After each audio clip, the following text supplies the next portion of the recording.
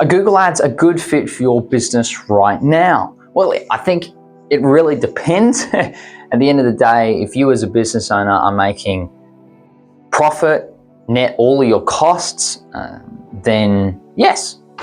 So look, in a nutshell, Google Ads allows you to get right in front of your customers instantly. So you pay per click, but it allows you to gain visibility instantly, potentially gain instant credibility, and allows you to push your services or your products right in front of customers' faces who are often looking exactly for your products or services while they're browsing online. So there's lots of different types of advertising platforms that Google allow, as in you can use graphics, you can use text, you can use video, and so that really depends on your business's goals, but it's fast. You have real-time tracking, you have budget control, and you have really targeted advertising capabilities so that you can really focus in on exactly the type of demographic that your target audience is. So that makes it really, really worthwhile. In terms of some of the common myths, a lot of people say the ads don't work, Google Ads don't work for me, or it's really expensive. Both of those can be true. Google Ads can be expensive, and Google Ads can also not work when you're not working with them properly. And so what I mean by that is you might give up too soon. So you might do something for 1 month, try something different for 2 months, and then give up. But if you kind of retweaked and had a look at the data and really understood what really is converting, you might have nailed it on month 3, month 4. And then you would have made back all your loss plus some going forward. So when people say it doesn't work, I really question as to why it didn't work. There's so many factors as to what contributes to a working Google Ads system and campaign that saying it doesn't work probably isn't the case. And also saying it's too expensive can be the case. I've seen budgets get really blown out when not properly controlled and maintained.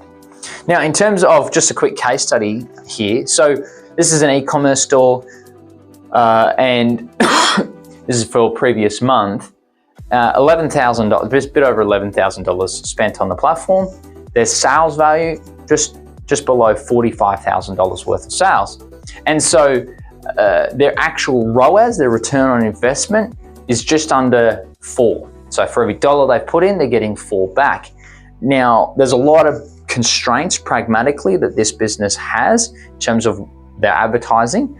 And so this is actually a really good ROAS. For other businesses, we probably want it to see a little bit higher. But they've got a 3.5 minimum ROAS threshold. So great, we're a little bit above that, and that's fantastic. And so if we jump here to our reporting dashboard, we see that this is for the previous client. We see that baseline stats, 206 clicks. This is the click-through rate. That's often all the detail that a business owner really needs to know. They don't need to know all the specific wording and everything like that.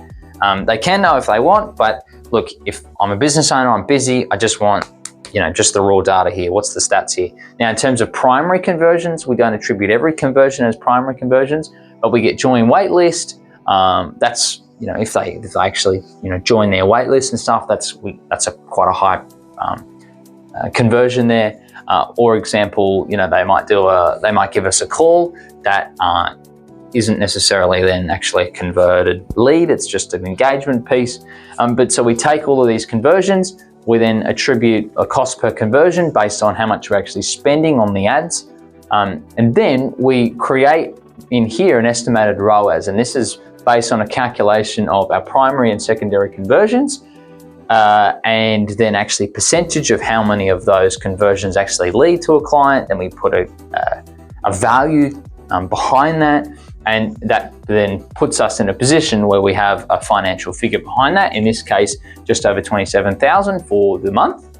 And then we break down the spend, so the ad spend, the management fee for what it costs the client for us. We create a total there, and then we create a total profit return on investment gross for the customer, the client. And then they have to go then do the maths on what their net profit is, and then the actuals as well, and how many actual come through as actual converted clients in their business. But that's how we do the reporting there. Now, in terms of what types of Google ad campaigns are around that are available, you've got search, which is often just your text space, maybe a photo. You've got your display network, and that's a lot of your photo kind of networks. You see that a lot on blog pages or cooking websites and things like that, where you see different ads. Then you've got your shopping ads, of course. You've got your YouTube, your video ads, and choosing which advertisement is good for your business really depends on your business goal and objective. In terms of budget, how much am I going to spend? What's my return on investment expectation going into this? Look, it really depends on your industry. I think you definitely 100% need tracking conversion across your site so that you understand what's happening, how a user's engaging with it, and also so the algorithm can understand what's a good fit and who it should be targeting and advertising to and who actually converts as a customer, because then it goes, oh, well, this customer also is very similar to this customer who converted, so we'll send the advertisement their way as well. In terms of your call to actions on your website and your landing page and your user journey, these are all things that often businesses don't necessarily consider in the Google Ads process. You've got your Google Ads and managing that and getting the click, that's a big factor. But then they come to your website and then what? They actually really need to convert, and your website needs to be geared up for them to take the next step. And so when people say Google Ads don't work, it could be the ads worked really well, but their website sucks. and so then potentially they stop advertising too soon before they've really kind of understood the user journey currently and have really tweaked things properly to then really score good on the return on investment. So if you're coming into it for a very, very quick win, you may get that if your systems are already set up for that, or it may take you an instant success of 5 months. It really just depends on your industry, how things are going, how your website's moving, kind of what's happening in the market as well. But I hope that sort of sets forth a bit of an expectation there. Now, you may actually get sales, but you may not make an absolute killing. So it really just depends. Now, in terms of transparency reporting, I showed you the dashboard that I have and that we go through with our clients. We try and be more on the side of transparency. We want to be transparent with the costs and the actual results, even if they're not good, even if there's mistakes on our half, which don't happen often, but can happen. We want to be really clear on that, and we don't hide that. We don't shy away from that. If something's on us, it's on us. But for you as a business owner, you want to be walking away from a meeting really clear on what you spent and what you gained.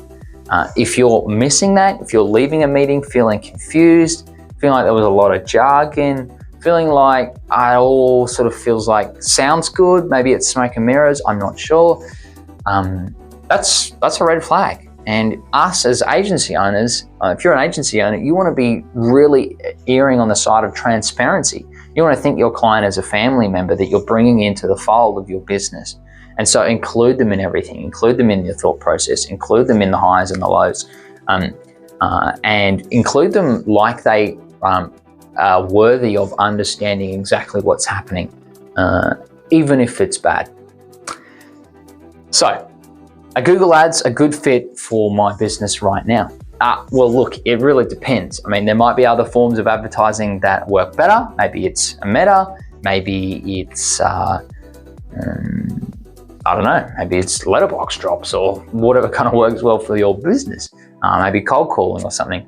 But it could be that Google Ads and SEO is kind of what you're considering at the moment. And SEO is your organic search, increasing so that you don't actually have to pay per click.